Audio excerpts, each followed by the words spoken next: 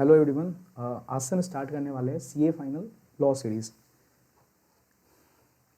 सबसे पहले मैं आपके साथ है ना चैप्टर का ब्लूप्रिंट शेयर करूँगा।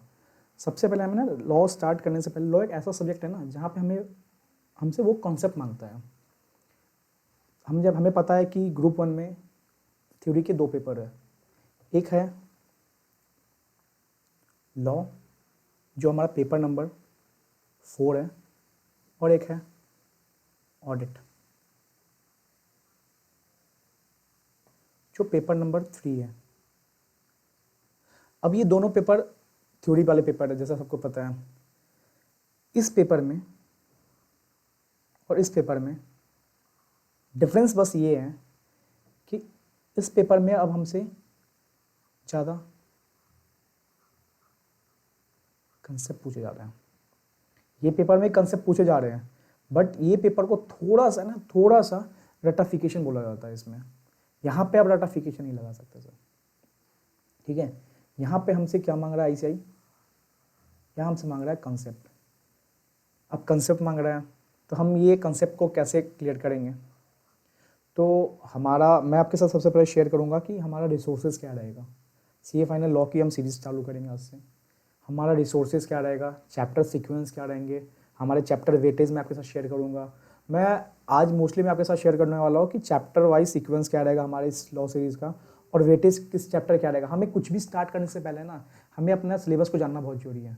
अगर आपको पता नहीं है हमारे सिलेबस में क्या क्या है तो आपको एक आइडिया क्या होगा। किसी चीज़ को आप कोई चालू करते हो, आप सीए में एंटर किए होंगे तो आपको पता होगा ना, हाँ आज मैं सीपीटी है, फिर मैं आईपीसीसी एग्जाम देना है, फिर आर्टिकलशिप है, फिर फाइनल है। तो एक माइंडसेट रहता है कि हाँ ठीक है भाई 4 साल 5 साल जो भी है तो हमें इसमें इन्वॉल्व होना है। तो आपको मैं एक ब्लूप्रिंट दूंगा। मैं आपके साथ हर चैप्टर वेटेज वाइज मैं आपको चैप्टर डिस्कस करूँगा, उस चैप्टर में पढ़ेंगे क्या। इससे क्या होगा, एक आइडिया हो जाएगा कि हमारे पास पढ़ने को क्या क्या है, एक क्लियर आइडिया हो जाएगा, ठीक है। और एक बात याद रखिएगा, ये लॉ पेपर अभी जस्ट अटेम्प्ट जो गया है फर्स्ट ग्रुप में, ये थोड़ा हार्ड पेपर आया था, ठीक है। लॉ का पेपर जो था तीनों पेपर के मुकाबले ये थोड़ा हार्ड आया था। क्यों हार्ड आया था? क्योंकि कंसेप्ट पूछ आई थी अच्छे से इस बार हर सेक्शन से। एक तो आई चाहे वो हार्ड पेपर बनाना हो तो वो पेनल्टीज पूछ देता है, ऐसे छोटे छोटे सेक्शन उठाता है, ऐसे छोटे छोटे पॉइंट उठाता है जो मेरे को नहीं लगता है कि आप किसी रीडिंग मारोगे कोई चैप्टर उठा के तो आपका क्लियर हो पाएगा। इसीलिए हमें इसमें इंपॉर्टेंट क्या है, हमें पहले समझना है हम क्या करेंगे। पहले हम सेक्शन उठाएंगे, सेक्शन उठा के उसको डायग्रामेटिक समझेंगे और उसके हैंड रिटन नोट्स बनाएंगे, ठीक है। मैं आपके साथ पीडीएफ हैंड रिटन नोट्स भी शेयर करूंगा जिससे आपको इजी का हो। क्योंकि मेरे को जैसा लगता है ना कि अगर आपको मैं पीडीएफ दे दूं किसी चैप्टर को उठा के, अब मैं आपको बोलो रीडिंग मारने, वो ज़्यादा सही नहीं रहेगा। तो जो हम पढ़ेंगे क्लास में पढ़ेंगे, मैं उसके हैंड रिटन नोट्स आपके साथ शेयर करूंगा। चलो इससे सब जगह ईजिली होगा ठीक है, किसी चीज़ को पैर रिटेन मत करना। और खाना जब था। अपना रिवीजन स्टार्ट करोगे, मतलब ये क्लास करने के बाद, तो आप तुरंत उसको चीज़ को आप कैप्चर कर सकते हो। आपको रिमाइंड कर जाएगा, अच्छा मैंने उफ, ये यहाँ पढ़ा था, यहाँ पढ़ा था। मैं एक डायग्राम, मैंने जिस सेक्शन मेरे को लगेगा डायग्रामेटिक रिप्रेजेंटेशन करूँ, मैं उसमें बनाऊंगा डायग्राम, तो इससे ईजिली भी हो जाएगा आपके लिए। जगाती चलो है सर, वो मगर सब तो सोने ठीक का है। ना है। अब हम थोड़ा बात करते हैं हमारे लॉ, हमारा जो सीए फाइनल का लॉ है।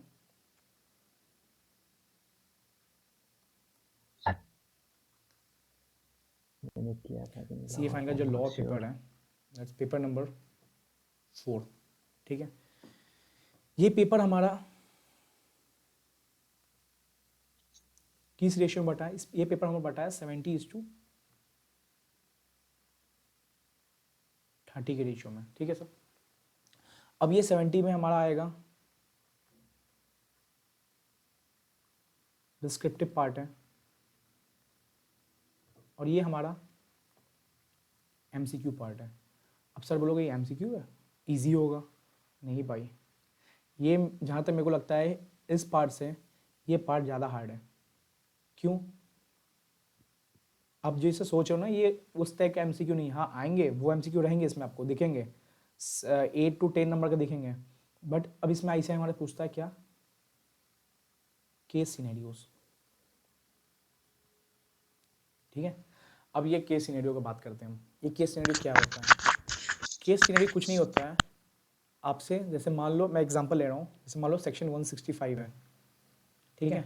ये आईसीए क्या करेगा, सेक्शन 165 166 हो गया, या मान लो सेक्शन 212 हो गया, ये 3-4 सेक्शन उठाएगा और उसकी क्या करेगा, एक कहानी बनाएगा। ठीक है, तो ये तभी क्रैक हो सकता है ना कि सिनेरियोस, जब आपको हर सेक्शन की कम से कम लिटिल नॉलेज तो हो कि सेक्शन बोलता क्या है, सेक्शन का बेस क्या है। क्योंकि है ना, आईसीआई आपको कोई नहीं बोलेगा कि केस सिनेरियो में आपको एक ही सेक्शन रेफरेंस देगा, नहीं। याद रखिएगा, हर केस सिनेरियो में ना कम से कम 3-4 सेक्शन को हिट करेगा, और जरूरी नहीं वो एक ही चैप्टर का हो। तो हम तो एक सबसे पहले बात याद रखना, सबसे पहले बात हमें ये जानना है कि हम कुछ छोड़ के नहीं जाने वाले हैं। क्योंकि वो सिचुएशन में क्या हो सकता है ना कि ये केस सिनेरियो का 10 नंबर उस चैप्टर से आ जाए जो आप छोड़ के गए हो। इसलिए मेरा जहाँ तक मानना है, हम चैप्टर कुछ नहीं छोड़ेंगे। क्योंकि अब छोड़ने का मतलब ये हो गया, पहले एमसीक्यू आने से ये हो जाता है कि अब जो चैप्टर छोड़ जाओगे ना, ऐसे वहाँ हिट करेगा और आपको पता नहीं चलेगा कि वहाँ से 10 नंबर आया हुआ है और घूमते रह जाओगे एग्जामिनेशन में। ठीक है, तो हमारा पहला टारगेट क्या रहेगा। अब मैं एक चीज़ और डिस्कस करूँगा, 70 नंबर डिस्क्रिप्टिव पेपर। ये मैं आपके साथ एक ब्लूप्रिंट शेयर करूँगा, मैं आपके साथ डिस्कस करूँगा चैप्टर वाइज, वेटेज वाइज, ये 70 नंबर पेपर किस चैप्टर से क्या है। हर चैप्टर के वेटेज वाइज मैं चैप्टर वाइज डिस्कस करूँगा कि किस चैप्टर में किस क्या क्या बातें बोली गई हैं। क्लास स्टार्ट करने से पहले मैं एक रेफरेंस ब्लूप्रिंट शेयर करूँगा, वेटेज वाइज शेयर करूँगा। ठीक है, मैं आपको चैप्टर का पूरा बताऊँगा, समरी बताऊँगा हर चैप्टर में क्या है।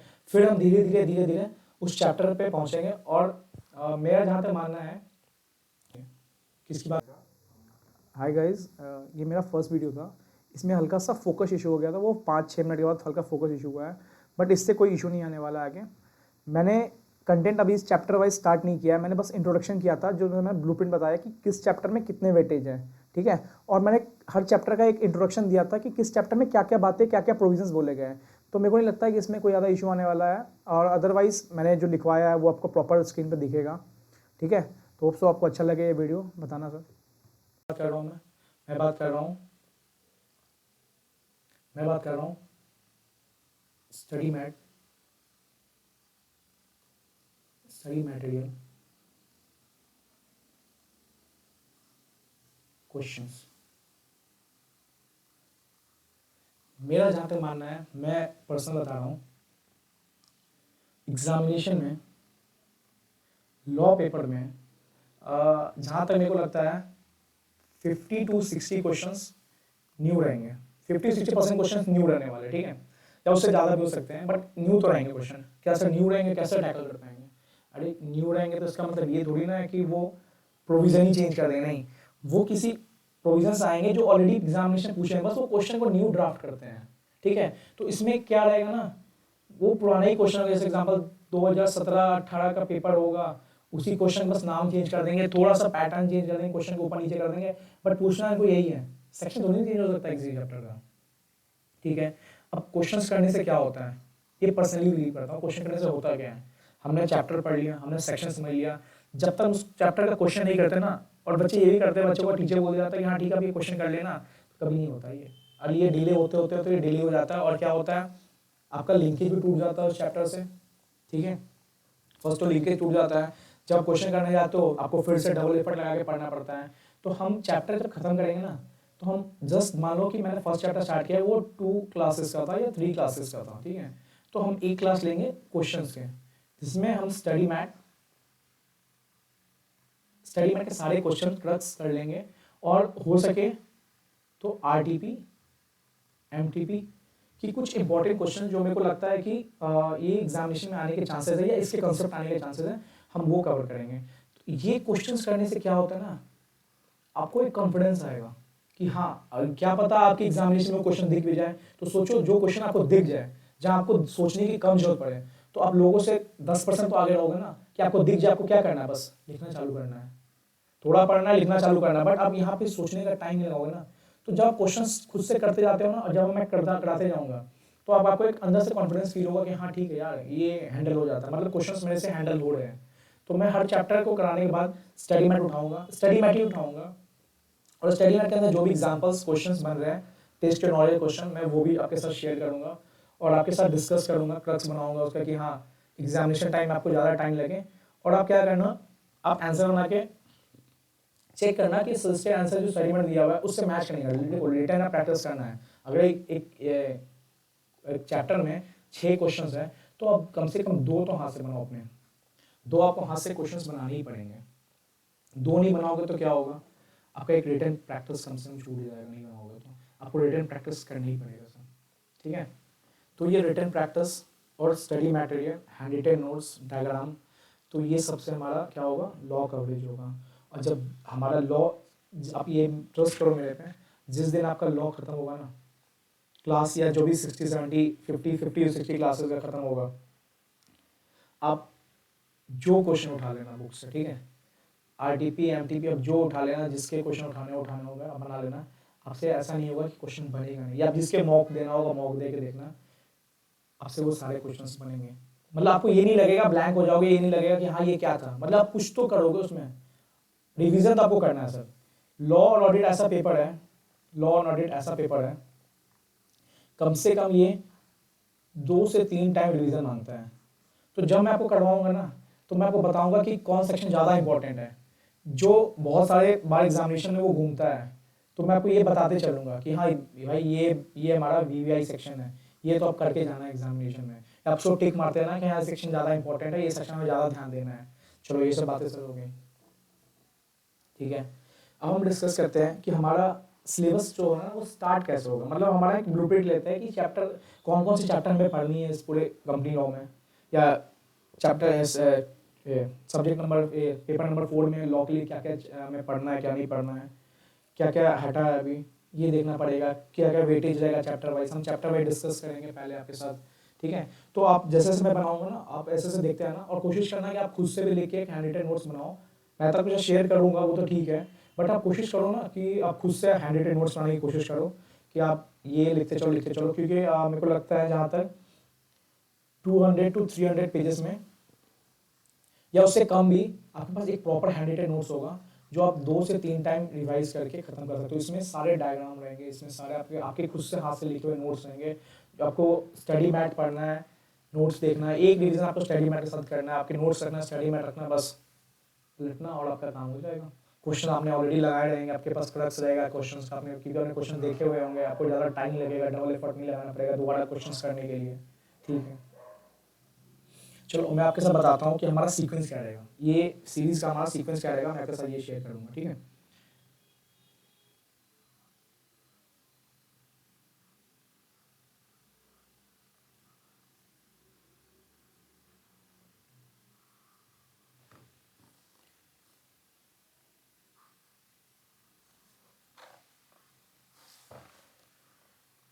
कॉर्पोरेट इकोनॉमिक लॉ, ठीक है।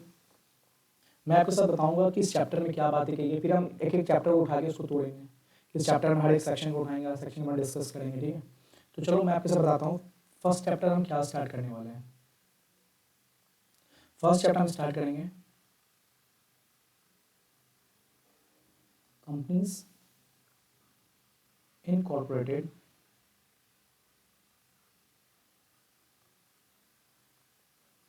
आउटसाइड इंडिया, ठीक है। इसका वेटेज क्या रहेगा सर, इसका वेटेज आने वाला एग्जामिनेशन में मान लो कम से कम 5 to 6 मार्क्स का ये देखने को मिल सकता है, ठीक है। ये मेरे अंदर सकता है ये थोड़ा इंपॉर्टेंट चैप्टर है, छोटे सेक्शंस हैं, इंपॉर्टेंट सेक्शंस हैं, बट ये आपको 5 से 6 मार्क्स का आपको देखे जा सकता है एग्जामिनेशन में, ठीक है। तो हमारा सीक्वेंस ऐसे ही चलेगा, हम क्या क्या चैप्टर उठाने वाले हैं। सेकेंड हम उठाएंगे the arbitration and conciliation act,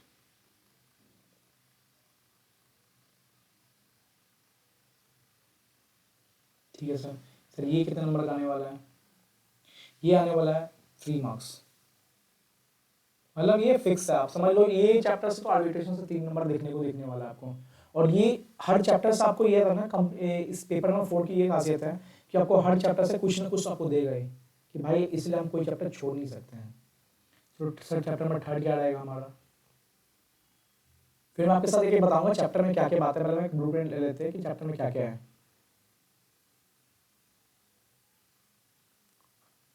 inspection, inquiry and investigation. चलो मैं आपको कुछ बताता हूँ, ये मेरा पर्सनली फेवरेट चैप्टर है, ये जस्ट लाइक सीआईडी है हमारा, कंपनी लॉ का ये CID है, इसको मैं CID कहता हूँ कंपनी लॉ का। ये यहाँ से आपको 5 मार्क्स दिख सकते हैं, ठीक है। फोर्थ हम करेंगे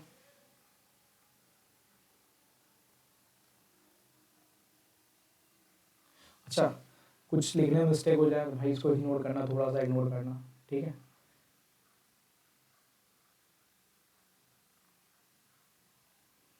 क्योंकि मेरे को जहाँ तक लगता है ना, कुछ ऐसे वर्ड हो सकते हैं जहाँ के मेरे को लगता है थोड़ा मिस्टेक हो सके, बट आप थोड़ा इग्नोर करना है इसको।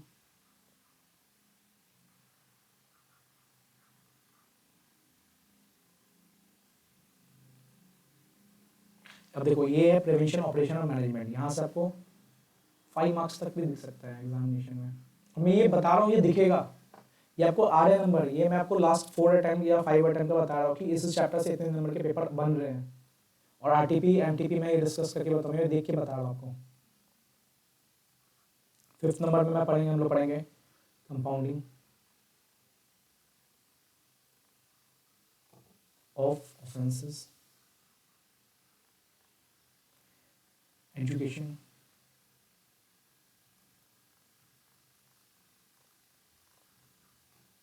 Special court.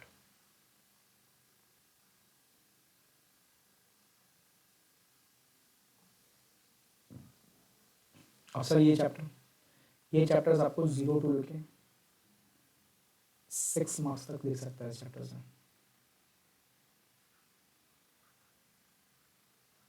ठीक है। 6 हमारा सीक्वेंस रहेगा,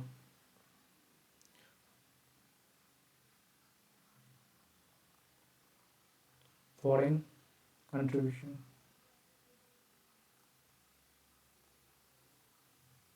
एंड रेगुलेशन एक्ट,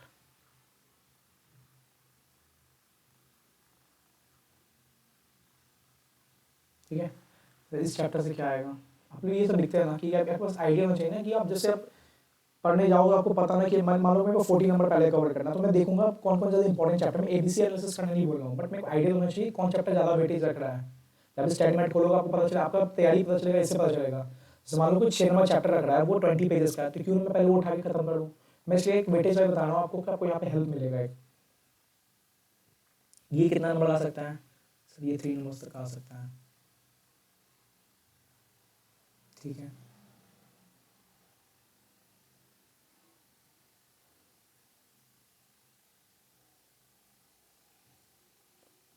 अब यहाँ ये जो चैप्टर लिख रहा हूँ ये हमारा है ना कोल्ड लॉ है, इसको हम इम्पोर्टेंट करते हैं, बहुत ज़्यादा इम्पोर्टेंट है ये। Appointment and qualifications of director. Sir ये हम इतना लेट क्यों स्टार्ट करेंगे,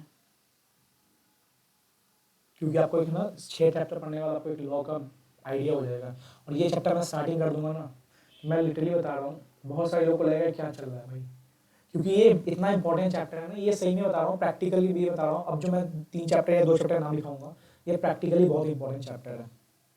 अपॉइंटमेंट क्वालिफिकेशन ऑफ डायरेक्टर्स, ये याद रखना, ये आएंगे 10 मार्क्स तक के, ठीक है।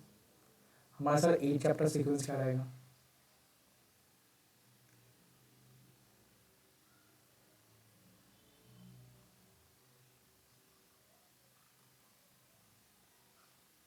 Appointment and remuneration of managerial personnel। Sir ये कितने नंबर के आएंगे भाई, ये यहाँ से एक क्वेश्चन तो देखने को मिलने वाला है। अभी हाल फिलहाल अटेम्प्ट में आपको यहाँ से 6 नंबर का फर्स्ट क्वेश्चन ही मान लो, ये फर्स्ट क्वेश्चन ही में आया था, ठीक है। तो यहाँ से आपको मिलेगा, ये एक छोटा चैप्टर है, बट आपको एग्जाम में दिखेगा ही दिखेगा। इसमें hardly two hardly 6 important sections हैं, 6 या 5 इंपॉर्टेंट सेक्शंस हैं, ठीक है। उसमें भी 1-2 इंपॉर्टेंट, सबसे इंपॉर्टेंट सेक्शन हमेशा एग्जाम में घूमेगा। अभी अमेंडमेंट भी आया है, ये भी हम कवर करेंगे, अमेंडमेंट पार्ट को भी। प्रीवियस अटेम्प्ट का अमेंडमेंट था। 9th हमारा क्या रहेगा सर, 9th हमारा रहेगा मामला, ठीक है। इसको प्यार से बोलते हैं मनी लॉन्ड्रिंग एक्ट, ठीक है। ये हमारा कितना नंबर एग्जामिनेशन आने वाला है, ये सर हमको देखने को मिल सकता है अभी एग्जामिनेशन में, अभी हाल के एग्जामिनेशन में इस पे अच्छे खासे नंबर पूछे गए और मेरे को एक्सपेक्टेशन भी कि इससे आने भी वाले क्वेश्चन, आगे वाले टाइम में भी इसमें अच्छे खासे क्वेश्चंस बनेंगे भी, क्योंकि ये अच्छा अच्छा चैप्टर भी है और ये थोड़ा प्रैक्टिकल लिंकेज भी रखता है चैप्टर, ठीक है। तो ये 0 to 6 नंबर तक का आपको देखने को मिल सकता है। मैं 0 तो नहीं बोलूँगा, मैं बोलूँगा ये 3 to 6 नंबर का बन सकता है। अभी वाला टाइम में ये 6 नंबर तक का आ गया था पेपर में। 10 चैप्टर हमारा रहेगा,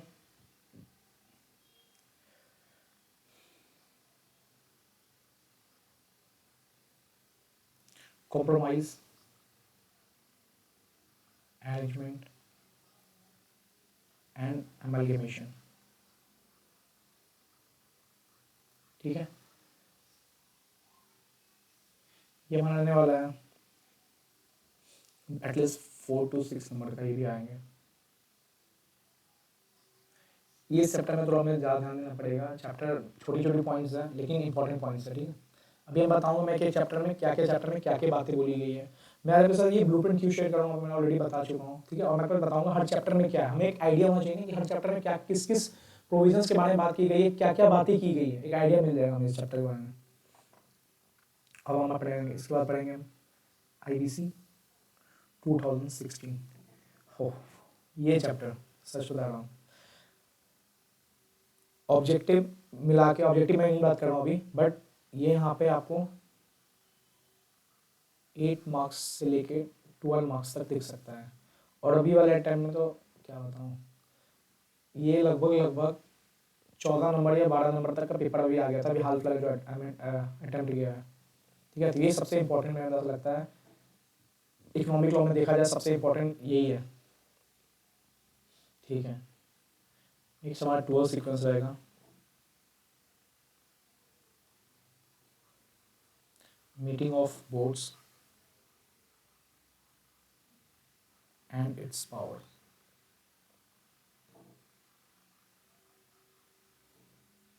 ये हमारा कितना नंबर आएगा सर, ये हमारा आने वाला है 10 नंबर तक का।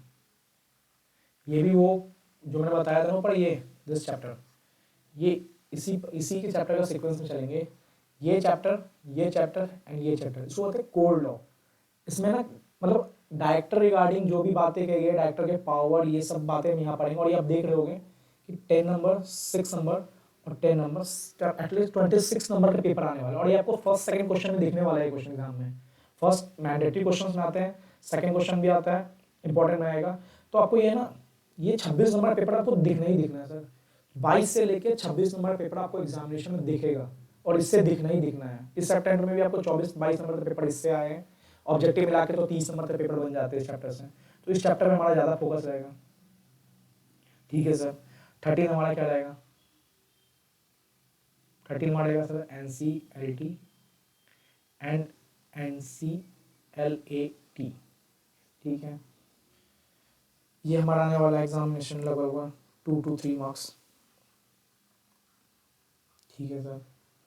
14 क्या रहने वाला है सर, टोटल चैप्टर का आपको नॉलेज हो जाएगा, क्या क्या कितने चैप्टर्स हमें पढ़ने हैं। 14 हमारा रहेगा मिसलेनियस। सर मिसलेनियस मतलब इसके अंदर वो प्रोविजंस पढ़ेंगे हम, जैसे फॉर एग्जांपल निधि कंपनीज, ठीक है। और क्या क्या है इसमें, गवर्नमेंट कंपनीज, रजिस्टर वैल्यूअर, मतलब ये छोटे छोटे सेक्शंस को ना, इसको मिसलेनियस करके हमारे स्टडी मैटर में दे रखा है, तो हम इसमें ये कवर करेंगे। सर ये हमारे एग्जाम में कितने मार्क्स देखने को मिल सकता है, तो सर ये हमारे एग्जामिनेशन में 4 मार्क्स तक आ सकता है। वो एग्जामिनेशन हो सके तो निधि कंपनीज आपको पूछ दें, गवर्नमेंट पूछ दें, रजिस्टर वैल्यू पूछ दें, तो हमें सबको नॉलेज रखना। और मैं सर बता रहा हूँ ये ज़्यादा बड़े सेक्शन है नहीं, 2-2 सेक्शन 3 सेक्शन है, कहीं कहीं रूल्स है तो रूल्स को कवर करेंगे, बट ये 4 नंबर तक हम एग्जामिनेशन में दिखेगा, ठीक है सर। 15 नंबर में बात कर रहे हैं,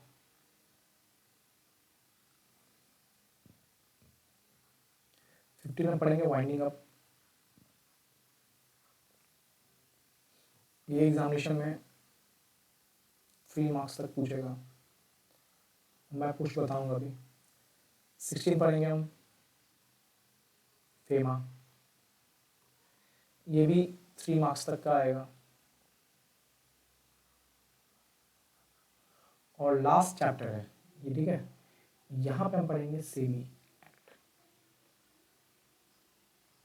ठीक है।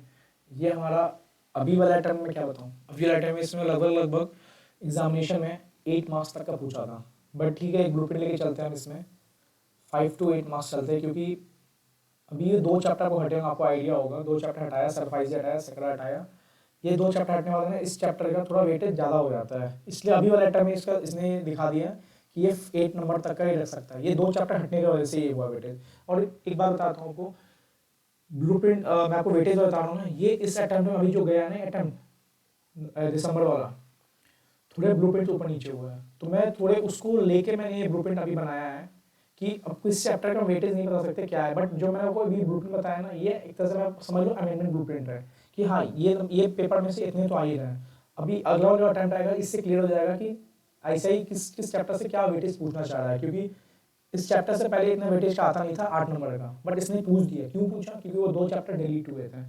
2 चैप्टर कौन डिलीट हुए थे सर?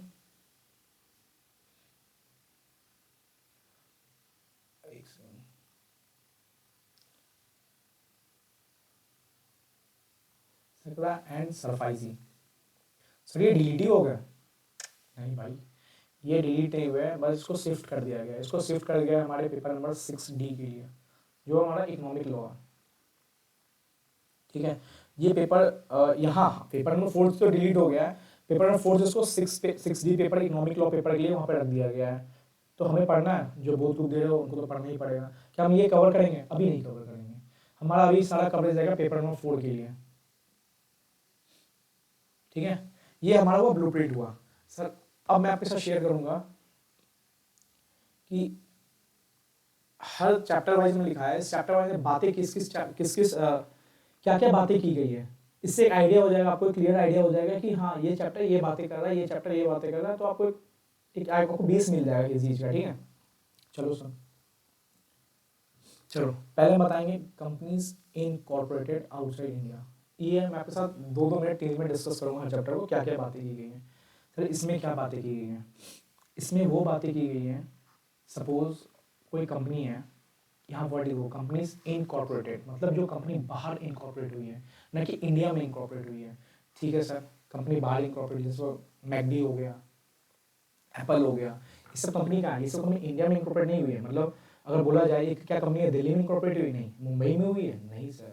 ये हुई है आपको मान लो सपोज यूएसए, अमेरिका, हांगकांग, वो ये सब जगह कंपनी इनकॉर्पोरेट हुई है। तो सर उसका इंडिया से क्या लिंकेज है? हम ये क्यों पढ़ रहे हैं? भाई वो कंपनी इंडिया में बिजनेस करने आई है, इनकॉर्पोरेट हुई है बाहर, बट इंडिया में बिजनेस करने आई है। तो हम इस चैप्टर में ये पढ़ेंगे, अगर जो कंपनी बाहर इनकॉर्पोरेट हुई है वो इंडिया में बिजनेस करने आती है, तो उसके क्या प्रोसीजर्स रहेंगे। सपोज सबसे पहले जानिए कौन कंपनी फॉरेन कंपनी होती है। इसमें पहले पढ़ेंगे कौन कंपनी फॉरेन कंपनी होती है। हमें फॉरेन कंपनी का डेफिनेशन सबसे इंपॉर्टेंट है इस चैप्टर में, सेक्शन 2 सबसेक्शन 42, ठीक है। सेक्शन 2 सबसेक्शन 42, ये मान लो कि इसमें तो आना ही है, इसको तो आप सोच लो कि ये एग्जामिनेशन में आपको दिखने वाला है सर।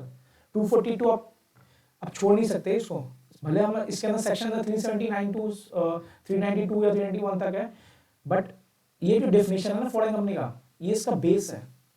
तो इसमें हम ज़्यादा मेहनत करेंगे समझने में कि कंपनी कौन फॉरेन कंपनी होती है, ठीक है। उसके बाद हम जानेंगे जब फॉरेन कंपनी इंडिया बिजनेस करने आई है तो उसके प्रोसीजर क्या है सर। इंडिया बिजनेस करने आई है, उसने अपना सपोज इंडिया बिजनेस करने आई, उसने अपना ब्रांचेस खोला, बिजनेस करना स्टार्ट कर दिया, तो क्या प्रोसीजर है। तो उसको सबमिट करने हैं, डॉक्यूमेंट सबमिट करने हैं, ठीक है, कहाँ सबमिट करने हैं हम ये पढ़ेंगे। उसके बाद उस कंपनी का एक और ऑब्लिगेशन होता है, क्या कंपनी ऑब्लिगेशन क्या है, कंपनी को अपने बुक्स ऑफ अकाउंट्स ऑडिट करने पड़ेंगे जो इंडिया में बिजनेस कर रहे हैं उसके रिगार्डिंग। और क्या पढ़ेंगे सर इसमें, कंपनीज को हर वो प्रोविजन फॉलो करने हैं जो इंडियन कंपनीज को, हर वो नहीं मतलब 4-5 प्रोविजन बोला गया है, जैसे डिवेंचर्स के रिगार्डिंग सेक्शन 71 72 है वो फॉलो करने हैं, रजिस्टर ऑफ चार्जेस के रिगार्डिंग फॉलो करने हैं, पब्लिक डिपॉजिट्स के रिगार्डिंग फॉलो करने हैं, इन्वेस्टिगेशन इंक्वायरी जो होता है क्या वो फॉरेन कंपनी पे होगा, ये सब देखेंगे हम, ठीक है। तो हमें सबसे पहले इंपॉर्टेंट रखना है, हमें पहले इसमें पढ़ना है फॉरेन कंपनी होती क्या है, एक डेफिनेशन है वहाँ पे, वो इंपॉर्टेंट डेफिनेशन है कि एग्जामिनेशन में वो आपको केस सिनेरियो लगाएगा कि आपसे पूछेगा कि बताओ ये फॉरेन कंपनी है या नहीं है, ठीक है। एक करके देगा क्या ये फॉरेन कंपनी है, ठीक है तो बी कर देगा उसके ऑब्लिगेशन क्या है, तो ऑब्लिगेशन सेक्शन 380 से स्टार्ट होते हैं, जैसे क्या क्या डॉक्यूमेंट सबमिट करने हैं उसको, फिर 381 में उसको अपने बिजनेस आगे अपना नाम लिखना पड़ता है, बहुत सारी चीज़ है अंदर देखेंगे उसको क्या क्या ऑब्लिगेशंस आते हैं, ठीक है। सेकंड अगर उसको और भी इसमें बहुत कुछ है, प्रोस्पेक्टस इशू, जैसे इंडियन कंपनी का प्रोस्पेक्टस इशू होता है, उसमें क्रिमिनल पेनल्टी है, सिविल पेनल्टी है, सेक्शन 34 टू 36 है।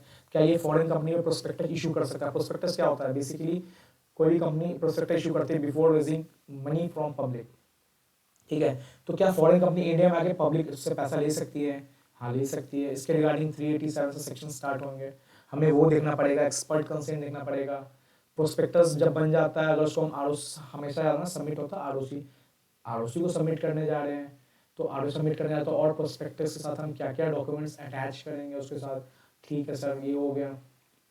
देखो हर सेक्शन हर चैप्टर में आपको पेनल्टीज मिलेगा, मैं पेनल्टीज ज़्यादा फोकस नहीं करूंगा, मैं समझा दूंगा, बट पेनल्टीज समझाने से क्या भी सोचो, penalties is part of ratification, इसलिए कहते हैं कंपनी लॉ में 80% समझने का होता है, 50% रटाफिकेशन, ये रटाफिकेशन ये पेनल्टीज बनाती है हमारी यहाँ पे, ठीक है सर। तो हमने इसमें क्या समझा, हमने इसमें समझेंगे फॉरेन कंपनीज प्रोसीजर्स पढ़ेंगे, एक एक सेक्शन को उठाएंगे, बताएंगे कौन और भी पढ़ेंगे इसमें और भी अमेंडमेंट पार्ट है कि कोई कंपनी बाहर इनकॉर्पोरेट हुई है लेकिन वो फॉरेन कंपनी नहीं होगी, इंडियन कंपनी हो जाती है, कब हो जाती है ये भी पढ़ेंगे हम, ठीक है सर। ये तो मैं समझ आ गया। और ये 5 to 6 मार्क्स है, ये 5 to 6 मार्क्स याद है, ये सेक्शन तो आपको लिखना ही लिखना है। अगर एग्जामिनेशन में आ गया ना फॉरेन कंपनी गार्डिंग तो 242 को तो मेरे को लगता है ये आधा चैप्टर तो ये 242 खत्म कर देता है, और मेरे को जहाँ तक लगता है लास्ट के 4 अटेम्प्ट में ये 242 कहीं ना कहीं लिंकेज हर क्वेश्चन में अगर इसके रिगार्डिंग क्वेश्चन आता है तो 242 का ही ज्यादा क्वेश्चन यहाँ से देखने को मिलता है, ठीक है सर। सेकेंड पे आते हैं हम, the arbitration and conciliation act. Sir ये क्या होता है? ये होता है कि यहाँ पे सपोज दो पार्टीज हैं, मैं यहीं पे डिस्कस कर रहा हूँ, अभी कुछ मैं स्टार्ट नहीं कर रहा हूँ, मैं बता रहा हूँ कि सपोज आपको एक आइडिया दे रहा हूँ कि आपको आइडिया हो जाएगा कि हमें इसमें क्या क्या पढ़ना है। अब यहाँ पे क्या होता है, सपोज ए और बी पार्टी है, अब ये दोनों क्या चाहती है, ये दोनों कोर्ट में नहीं जाना चाहती है। कोर्ट में क्या होता है ना, लंबा टाइम भी लग जाता है और खामखा आपका नाम भी क्या होता है, गुडविल खराब हो जाता है कि वो देखो बंदा का कोर्ट में डिस्प्यूट चल रहा है, मतलब लगता है कि जब छोटा भी कुछ हुआ रहता है लगता है कितना बड़ा कुछ कर दिया इस दोनों ने या कुछ किसी कंपनी ने।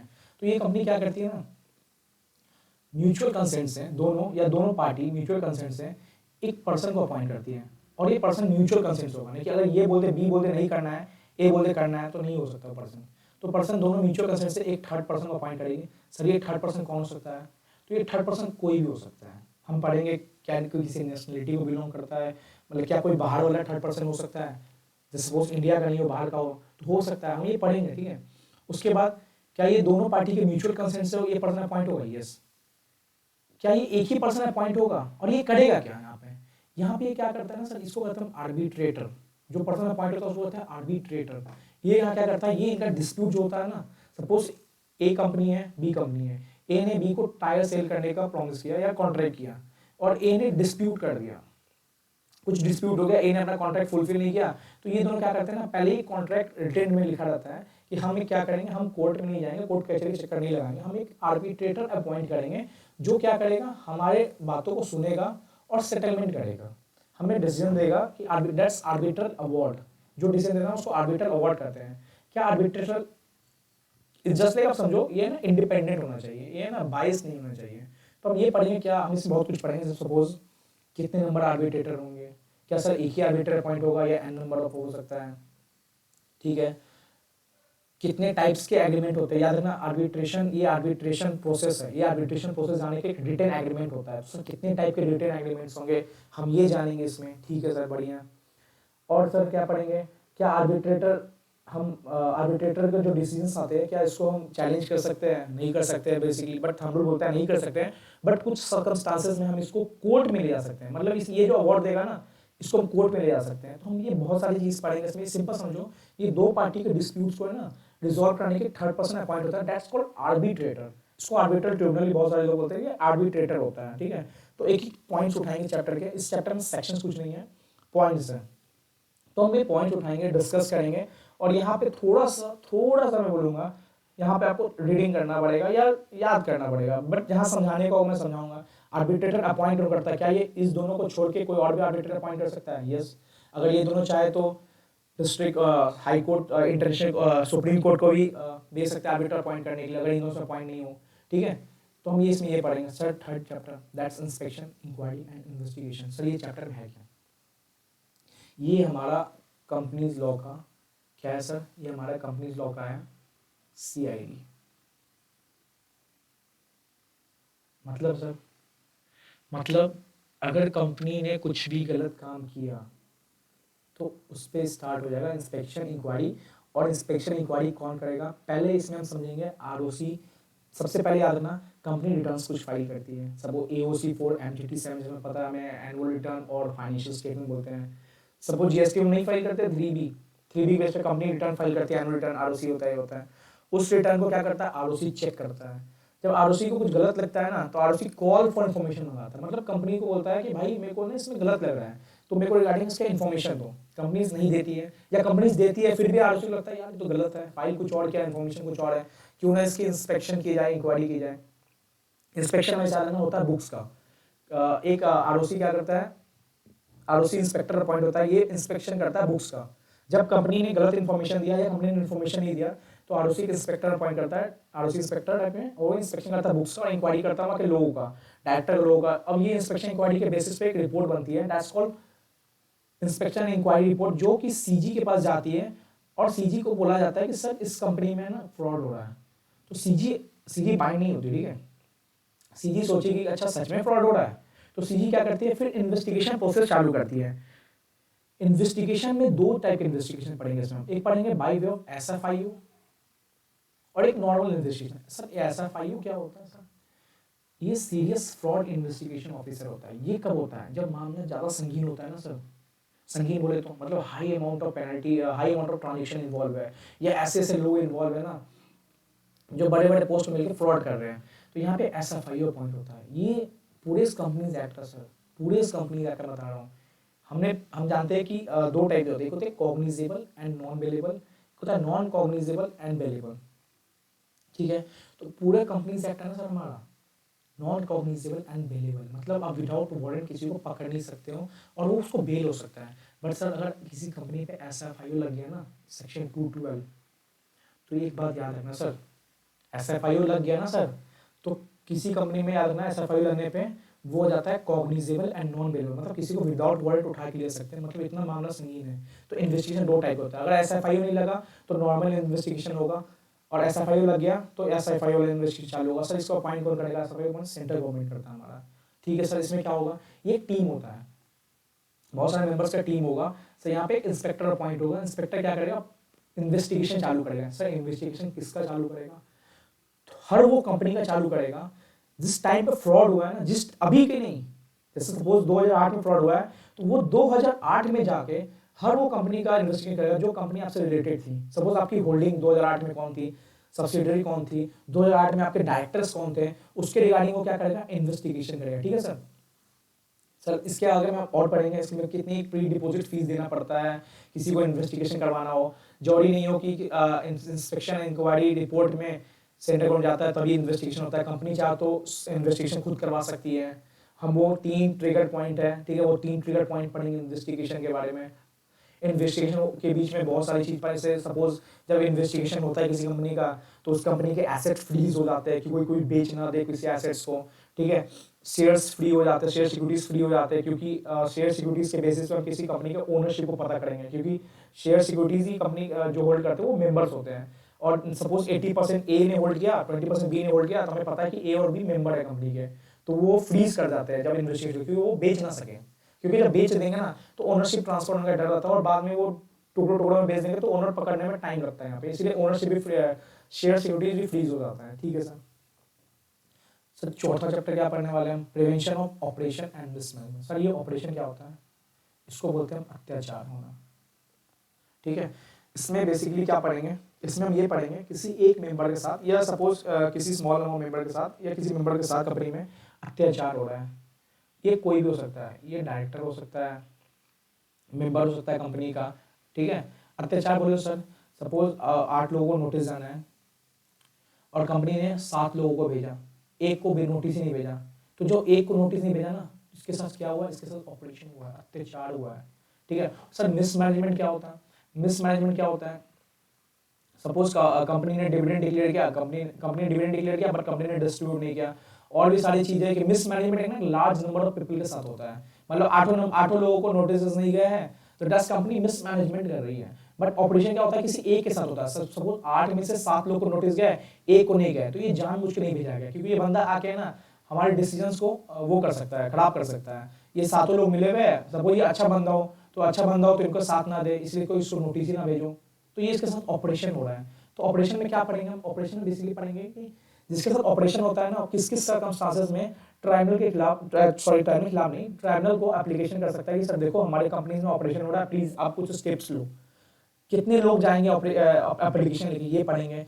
क्राइटेरिया क्या होगा, यहाँ पे आ जाना, यहाँ से क्वेश्चन क्राइटेरिया का बनता है कि जो लोग एप्लीकेशन लेके जाते हैं ना ऑपरेशन के ट्राइब्यूनल पे, ठीक है, वो पढ़ेंगे। अब यहाँ पे क्या होता है, सपोज मान लो कि 7 डायरेक्टर ने एक डायरेक्टर को नोटिस नहीं दिया, या सपोज मान लो 7 डायरेक्टर ने अपना रेजोल्यूशन पास करके एक डायरेक्टर को निकाल दिया कंपनी से, अब वो डायरेक्टर रोएगा। अब डायरेक्टर एप्लीकेशन देगा ट्राइब्यूनल देखो इस सातों लोगों ने मेरे को जानबूझ के निकाल दिया।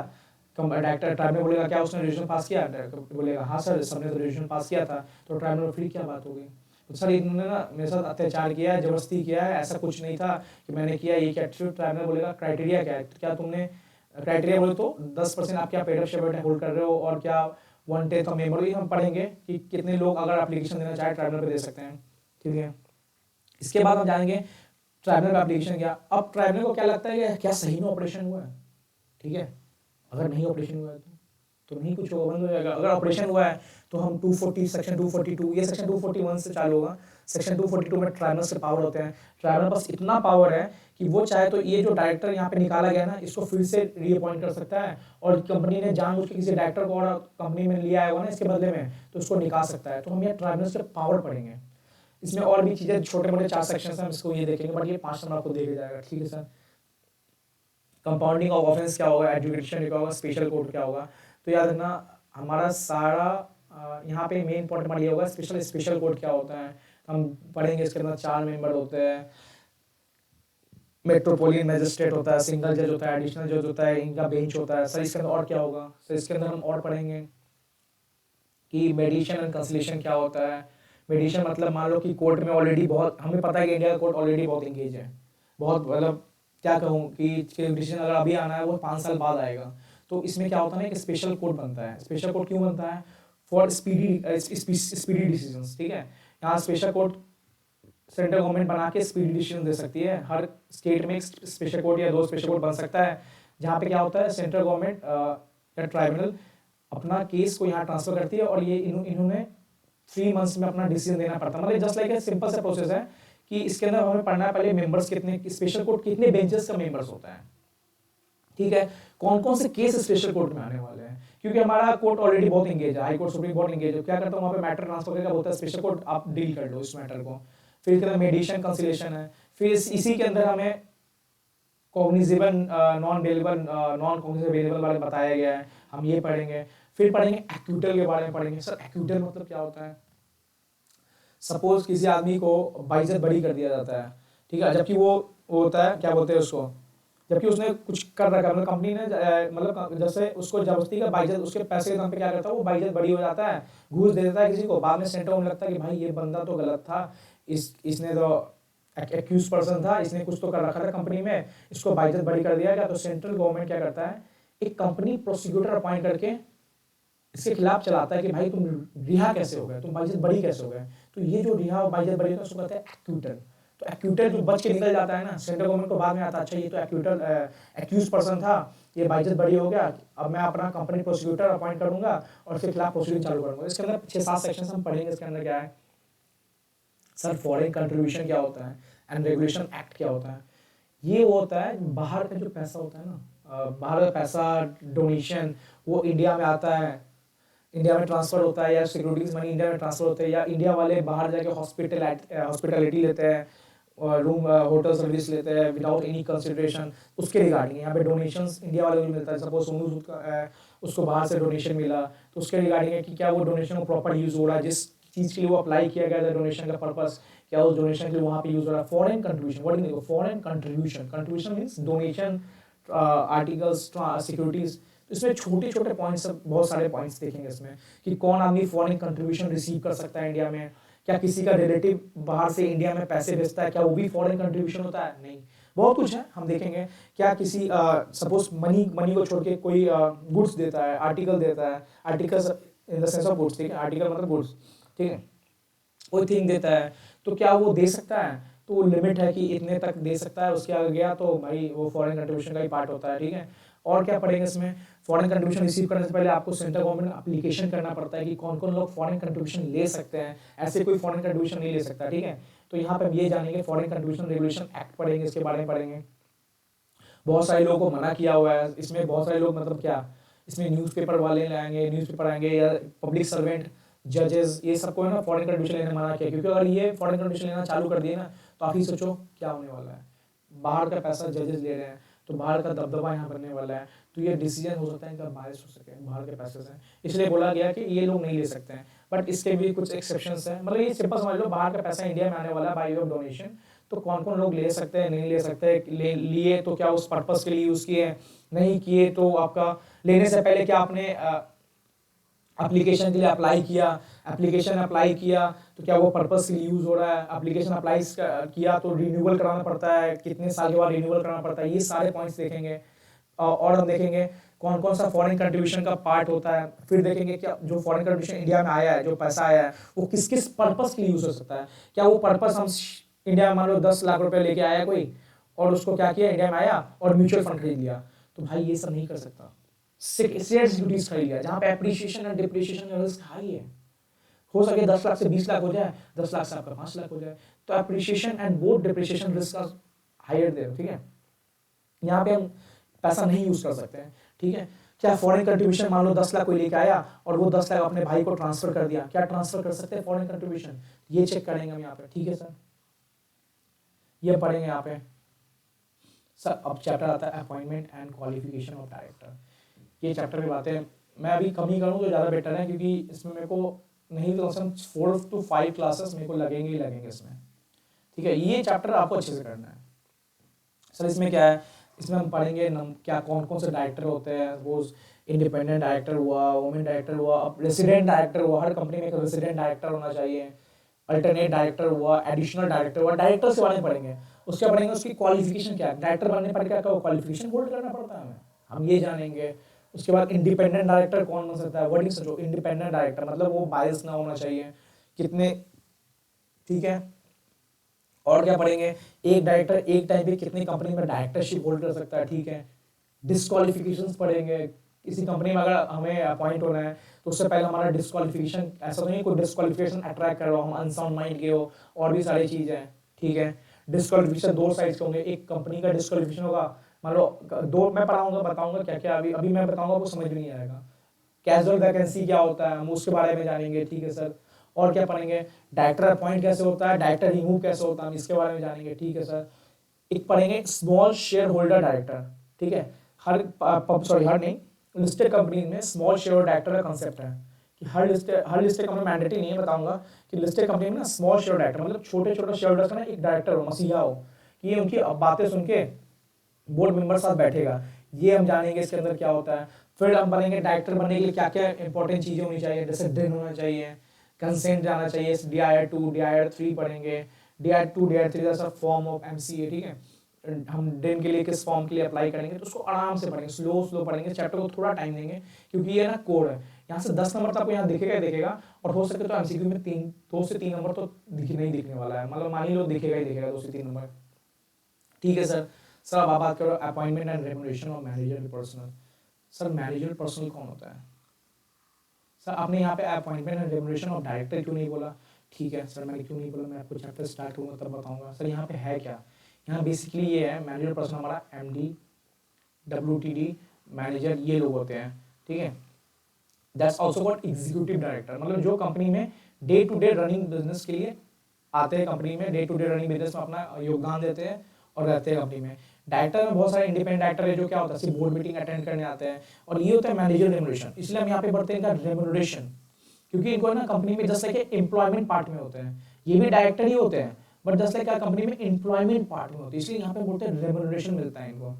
सर कितना मिलता है, क्राइटेरिया पढ़ाऊंगा, 11% है, 5% है, 2% है, बताऊंगा कि अगर मैनेजर पर्सन किसी कंपनी में है और डायरेक्टर्स भी है, जो देखो दो टाइप डायरेक्टर होते हैं, ठीक है, ये होते हैं एग्जीक्यूटिव मतलब जो day to day running business में होते हैं, और एक होते हैं नॉन एग्जीक्यूटिव मतलब सर जो सिर्फ बोर्ड मीटिंग अटेंड करने आते हैं, बड़े डायरेक्टर नहीं होते, मतलब सिर्फ बोर्ड मीटिंग अटेंड करने को बुलाया गया है।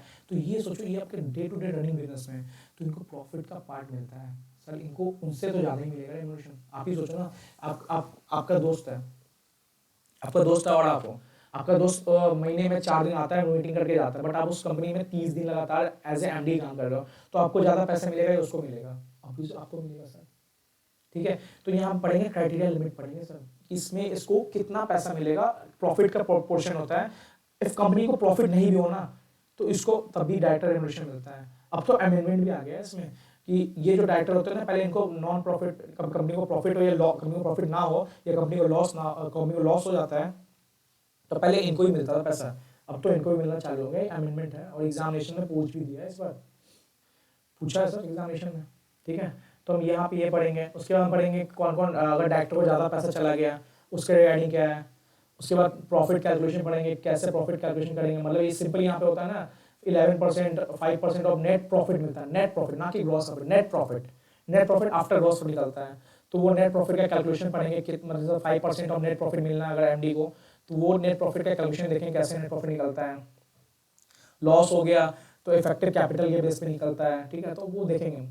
सर अगला चैप्टर है PMLA, prevention of money laundering act. Money laundering क्या होता है, सिंपल अभी समझ लो, black money to convert to white money, that's called money laundering. Simple अभी बता रहा हूँ लेमन लैंग्वेज में कि ब्लैक मनी से व्हाइट मनी में हो रहा है। ब्लैक मनी का पैसा मतलब क्राइम का पैसा था, उसको हमने कन्वर्ट करके व्हाइट मनी कर दिया, दैट्स मनी लॉन्ड्रिंग। अब इसको ना प्रिवेंशन है, ये तो मनी लॉन्ड्रिंग हो गया, अब इसको प्रिवेंट करेंगे सर, मतलब कैसे मनी लॉन्ड्रिंग बचा सकते हैं। हवाला होता है इसमें, हवाला मतलब क्या होता है, एक कंट्री में एजेंट बैठा हुआ है, बी कंट्री में एजेंट बैठा हुआ है, वो एजेंट एक दूसरे से ट्रांजेक्शन कर ले और फॉरेन एक्सचेंज का यहाँ पे कोई ट्रांजेक्शन नहीं होता है, तो ये हवाला ट्रांजेक्शन होता है। बहुत सारी चीज़ें इसमें कि आप मनी लॉन्ड्रिंग का पैसा कहाँ नहीं यूज़ कर सकते। यहाँ पे पार्ट हुआ इंपॉर्टेंट पेनल्टी का, इंपॉर्टेंट पार्ट हुआ सेक्शन 4 बोलता है, ये सब बोलता है कि पेनल्टीज कितनी मिलेगी, शेड्यूल ऑफेंसेस क्या होता है, कौन कौन सी क्राइम का पैसा यहाँ पे मनी लॉन्ड्रिंग होता है, क्या हर क्राइम का पैसा मनी लॉन्ड्रिंग होता है, देखेंगे हम इसके बारे में पढ़ेंगे।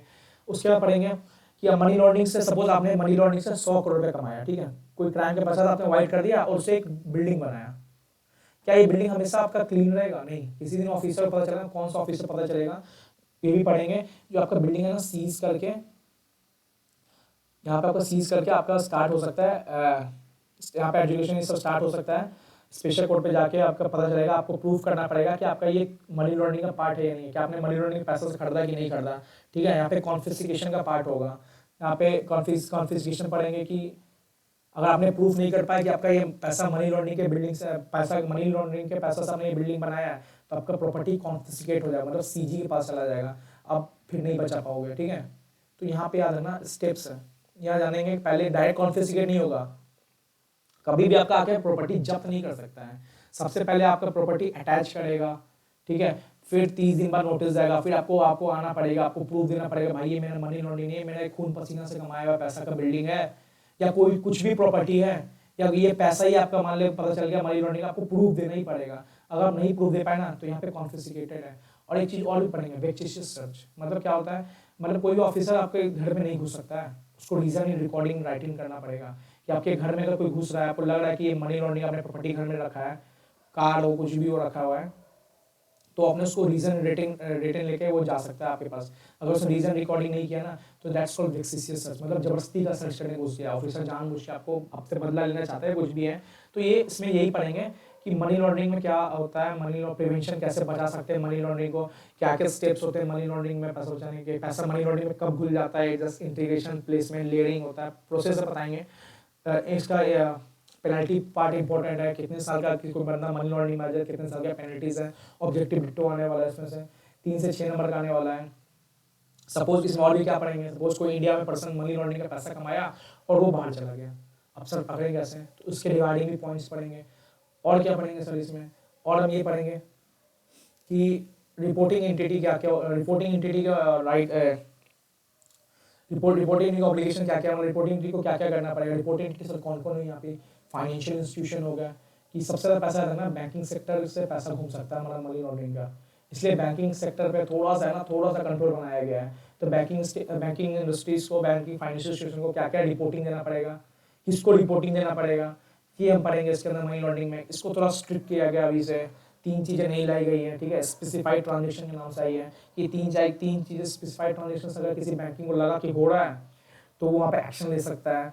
जैसे कोई इंपोर्ट में एक्सपोर्ट में डील कर रहा है और हाई अमाउंट है, या कोई विड्रॉ मनी एक्सेस कर रहा है, तो लग रहा है कि भाई इंडिकेशंस आ रहे हैं कि वो बंदा जबरदस्ती का बहुत पैसा निकाल रहा है, तो हो सकता है वो इन्वॉल्व मनी लॉन्ड्रिंग को, ठीक है सर। ये क्या है, कॉम्प्रोमाइज अरेंजमेंट एंड अमलगमेशन। देखो सर, कॉम्प्रोमाइज, सर कॉम्प्रोमाइज मतलब क्या होता है। सपोज किसी कंपनी ने किसी क्रेडिटर का पैसा लिया हुआ है 100 रुपीज़, अब वो चुका नहीं पा रहा है, और वो क्रेडिटर बोले कि भाई मैं तुम्हें 80 दे पाऊंगा, तो डेट्स कॉल्ड कॉम्प्रोमाइज। अब क्रेडिटर और कंपनी के मेंबर बैठ के डिस्कस करें कि भाई देखो हमारा सिचुएशन ये है, हम तुम्हें 80 दे पाएंगे, क्या तुम्हें मंजूर है। तो यहाँ पे एक पूरा प्रोसेस होता है कि दोनों पार्टी मिलके बैठ के बात करते हैं, 9/10 करके 75% लोग का कंसेंट चाहिए, वो इतने शेयर होल्ड किए हुए हो, अपना डिसीजन दे सकते हैं, तब कॉम्प्रोमाइज हो सकता है। सर अरेंजमेंट एमलगमेशन क्या होता है, दो कंपनीज एक दूसरे के साथ एमलगमेट हो रही है, ठीक है। सपोज दो कंपनी ए एंड बी एक दूसरे के साथ क्या हो रही है, एमलगमेट हो रही है सर।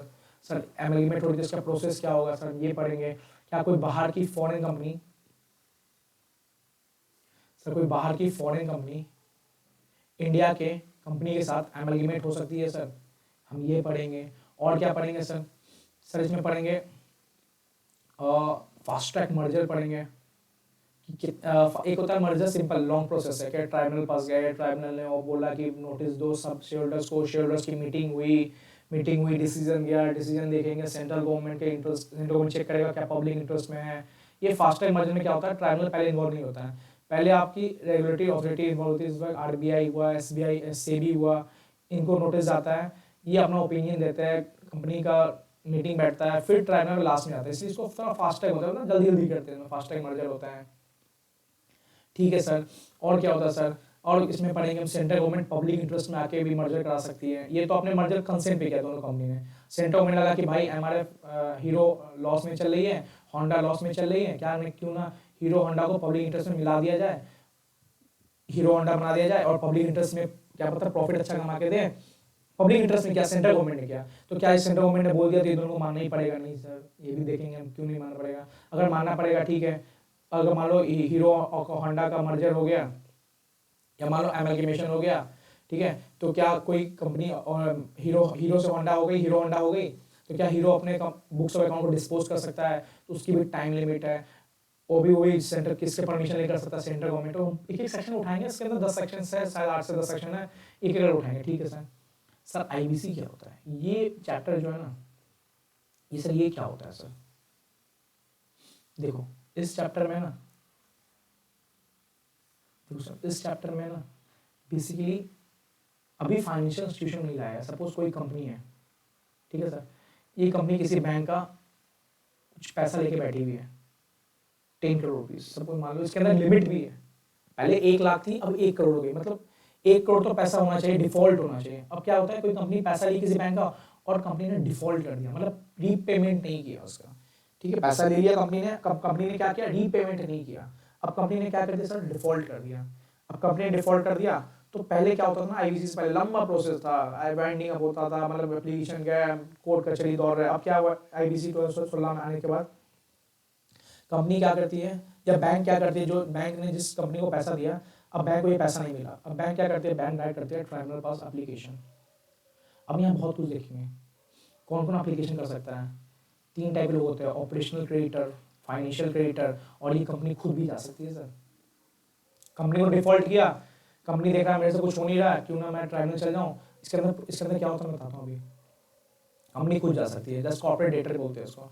सर OC क्या होता है, ऑपरेशनल क्रेडिटर, FC क्या होता है, financial creditor, and C for corporate debtor, ठीक है सर। OC मतलब सर, OC मतलब वो हुआ जो फाइनेंशियल डेट नहीं दिया, मतलब आपको कंपनी को ना पैसा नहीं दिया है, आपकी कंपनी को ना 10 करोड़ का गुड्स दिया था उसने, बट आप क्रेडिट पे दिया था, बट आपने चुकाया नहीं। बट क्या कंपनी को पैसा दिया आपने, नहीं, 10 करोड़ का गुड्स दिया, ठीक है। गुड्स बोले तो 10 करोड़ मतलब टायर्स दिया MRF को, MRF ने पैसा नहीं चुका पाया, मैं किसी कंपनी का बता नहीं रहा हूँ, मैं सपोज एग्जांपल ले रहा हूँ, MRF ने पैसा नहीं चुका पाया। अब क्या करेगा, कंपनी ने डिफॉल्ट कर दिया ना 10 लाख का, 10 करोड़ का, क्या कंपनी ने पैसा लिया था? नहीं, कंपनी ने क्या गुड्स लिया था सर, अब गुड्स की डिफॉल्ट हो गई, ठीक है। तो ये जो डिफॉल्ट वाले है ना, ये जो कंपनी ने गुड्स दिया ना, दैट्स कॉल्ड ऑपरेशनल क्रेडिटर, मतलब ऑपरेशन मतलब फाइनेंशियल नहीं थे, operation management, operational day to day में ये इन्वॉल्व होते थे, गुड्स सब सेल परचेज में थे यहाँ पे। और यहाँ पे फाइनेंशियल क्रेडिटर कौन होते हैं? जो कंपनी में डायरेक्ट मनी के फॉर्म में देते हैं। सपोज 20 करोड़ किसी कंपनी को दे दिया, 10 करोड़ दे दिया, यहाँ पे फाइनेंशियल डेप्थ वाले होते हैं, ठीक है सर। और कॉर्पोरेट डेटर कौन है? जो कंपनी खुद जाती है। ये क्या होते हैं? ये लोग होते हैं ना, ट्राइब्यूनल पे एप्लीकेशन डालते हैं। टाइम, इसमें बहुत सारे छोटे छोटे पॉइंट्स पढ़ेंगे हमने। टाइम लिमिट होता है, कितने दिन में एप्लीकेशन जाना चाहिए, ट्राइब्यूनल कितने दिन में आपको उसको रिप्लाई करेगा।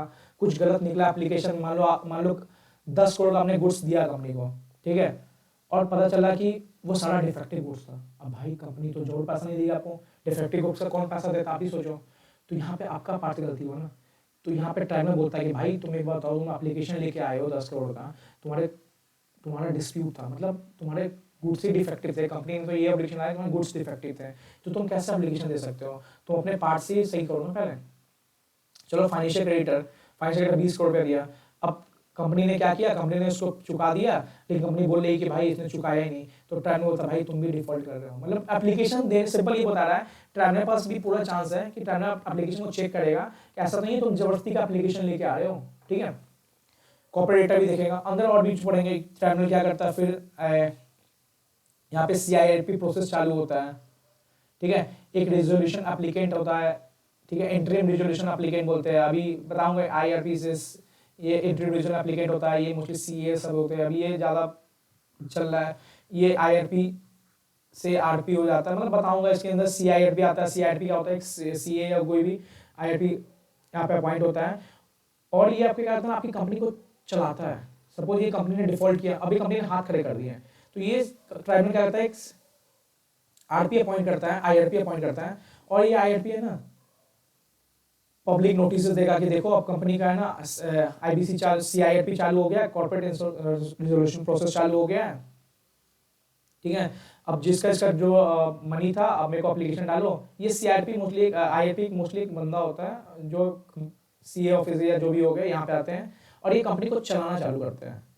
अब जब कंपनी चलाते हैं तो एक रेजोल्यूशन प्लान बनता है कि कंपनी कैसे अपना 10 करोड़ का मनी रिकवर करके आगे देगी। तो यहाँ पे बिजनेस बंद नहीं होता है, या बिजनेस चलते रहता है, और ये चलाने वाले अथॉरिटी चेंज होते हैं। पहले कंपनी का मैनेजमेंट चलाता था, अब IRP अपॉइंट हुआ है, ट्राइब्यूनल अपॉइंट का ये चला रहा है। अगर ये चला नहीं पाए ना सही से, तो लास्ट में आता है कंपनी होती है वाइंडिंग अप होती है, मतलब कंपनी इंसॉल्वेंट हो जाती है। अब कुछ नहीं करने वाला, अब मरेगा, मतलब कंपनी बंद होने वाली है। अब हो गया, चला के देखा नहीं चला, तो ये पूरा प्रोसेस है कि कितना पब्लिक डिपॉजिट हुआ, क्रेडिटर कितने दिन में एप्लीकेशन करेंगे, अनाउंसमेंट होता है, IRP इंटरिम रेजोल्यूशन से IRP में कन्वर्ट हो जाता है, मतलब यहाँ बंदा कोई और होता है, यहाँ पे COC की मीटिंग होती है। हमने ये COC की मीटिंग सब पढ़ेंगे, एक एक करके पढ़ेंगे, ठीक है। अभी मैं ज़्यादा डिस्कस नहीं करूँगा इसमें।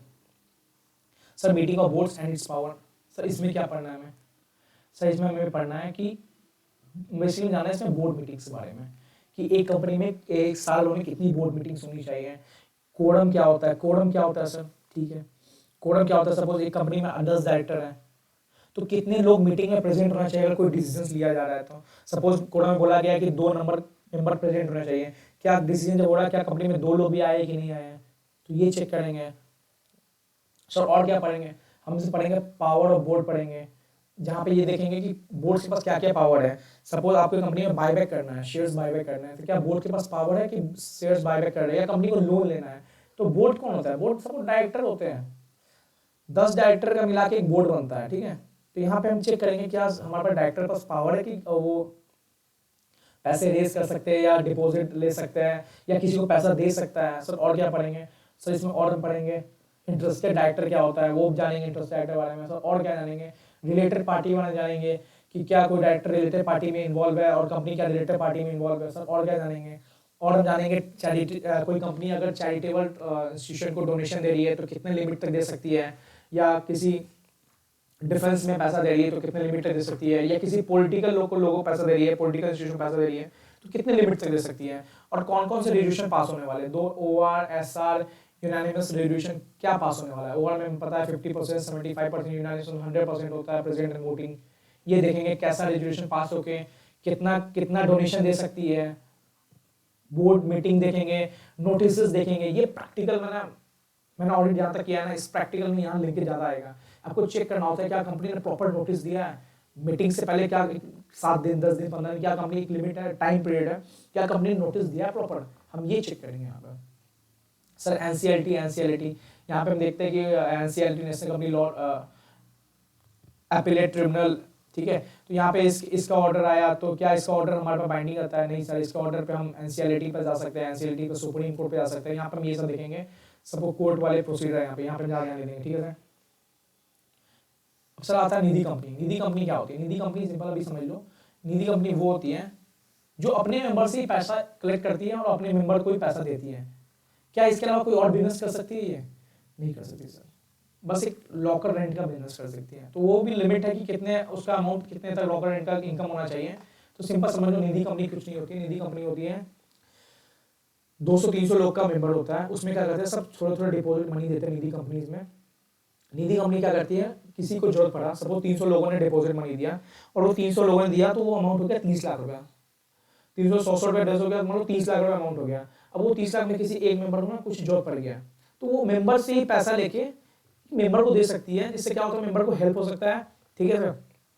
निधि कंपनी बेसिकली ये होता है, हम ये जानेंगे निधि कंपनी का क्राइटेरिया क्या है, कितने मिनिमम लोग के कितने मिनिमम मेंबर्स होने चाहिए, इनका कितना पेड अप शेयर कैपिटल होना चाहिए। निधि कंपनी बेसिकली होती क्या है मैंने वो बताया है। क्या कोई और बिजनेस कर सकती है निधि कंपनी? नहीं कर सकती सर। रेंटिंग का बिजनेस कर सकती है, लॉकर फैसिलिटी दे सकती है, बस उसके अलावा कुछ बिजनेस नहीं कर सकती निधि कंपनी। निधि कंपनीज में ऑडिटर का अपॉइंटमेंट देखेंगे हम सर, और भी क्या देखेंगे, डिविडेंड देखेंगे, निधि कंपनी डिविडेंड बांटती है क्या, कैसे बांटती है। सर डोरमेंट कंपनी क्या होती है? ये मिसलेनियस का पार्ट है सर। सर डोरमेंट कंपनीज क्या होती है?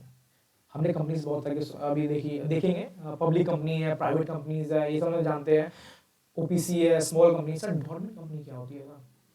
देखो, डोरमेंट कंपनी वो होती है ना, जैसे मान लो आज मैं कोई कंपनी इनकॉर्पोरेट किया और वो कंपनी मान लो मेरे को फ्यूचर प्रोजेक्ट के लिए है, तो मैं क्या करता हूँ ना, आज ये कंपनी इनकॉर्पोरेट लेता हूँ, वो मेरी 2 साल बाद में फ्यूचर प्रोजेक्ट के लिए है, तो मैं इसमें ना कोई सिग्निफिकेंट अकाउंटिंग ट्रांजेक्शन नहीं होता सर, कुछ अकाउंटिंग ट्रांजेक्शन नहीं हुआ, बस ये कंपनी अभी इनकॉर्पोरेट हो गई है और मान लो 2020 में इनकॉर्पोरेट हुई, मेरे को 2022 में अच्छा प्रोजेक्ट आने वाला है, तो मैं उसके रिगार्डिंग क्या किया, अभी से कंपनी इनकॉर्पोरेट करके छोड़ दिया। तो ये जो कंपनी को छोड़ना आता है ना, इसको कहते हैं डोरमेंट कंपनी।